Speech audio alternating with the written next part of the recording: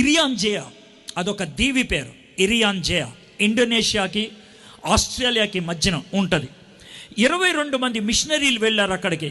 వెళ్ళిన ఏ వ్యక్తి 2 గంటల కంటే ఎక్కువసేపు బతికలేరు. 2 గంటల లోపల చచ్చిపోయారు.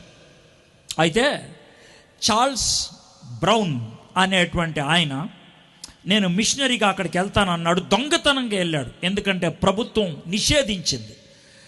తను రాత్రిపూట వెళ్ళటానికి ఇష్టపడ్డాడు. ఎందుకనంటే ఎవరు వెళ్ళినా పగలు వెళ్ళారు, 2 గంటల్లో చంపేశారు. నేను రాత్రి వెళ్తా బాగానే ఉంటుంది, పొద్దున్న వస్తుంది కదా, పర్లేదు. నేను ఆ దీవిలో మోకరించి 12 గంటలు ప్రార్థన చేయగలిగితే దేవుడు కార్యం చేస్తాడు అని రాత్రి వెళ్ళాడు ఆయన. సాయంత్రం 7-8 ఆ ప్రాంతాల్లో వెళ్ళి ప్రార్థన చేయటం మొదలుపెట్టాడు. 12 గంటలు కాదు, 36 గంటలు ఉండిపోయాడు ఆయన. ఎవరు రాలా ఆయన జోలికి.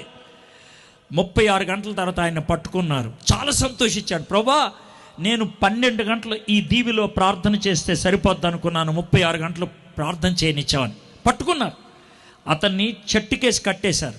2 వ్యక్తుల్ని అటు ఇటు పెట్టారు తన చూడటానికి. ఎదురుగా చితిమంట వేశారు. ఎందుకని? ఆ చితిమంటలో ఇతన్ని వేపుకొని తిందామని. వాళ్ళు ఆ సంతోషంతో వాళ్ళ భాషలో నాట్యం చేస్తూ పాటలు పాడుతున్నారు. అటు ఇటు ఉన్న వ్యక్తులు ఇతను చూస్తూ ఉన్నారు. కొద్దిసేపటికి ఇతనికి చాలా గొప్ప ఆనందం కలిగి ప్రార్థన చేయటం మొదలుపెట్టాడు.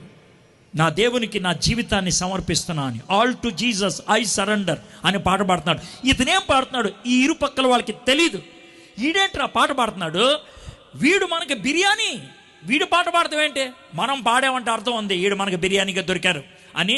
రేయ్ నోర్మి అని అన్నాడు. ఈయనేం ఆగట్లేదు, అలాగే పాడుకుంటూ ఉన్నాడు. అప్పుడు ఏం జరిగిందో చెప్తాను. ఒక వ్యక్తి అతను పాడుతుంటే నాలిక పట్టుకొని బయటికి లాగి తన నోటితో కొరికి తినేశాడు. నాలిక రక్తం కారుతా ఉంటే ఇంకొక అతను ఆ రక్తాన్ని చీకేయటం మొదలుపెట్టాడు. అయితే ఈయనకి నాలిక కొరికేశారు, కొంత లేదు నాలిక, సగం నాలికతో పాట పాడటం మొదలుపెట్టాడు. ఆల్టో జీసస్ ఐ సరెండర్ అని. వీళ్ళకేం అర్థం కావట్లా, ఏంటి ఇలా చేస్తున్నాడని.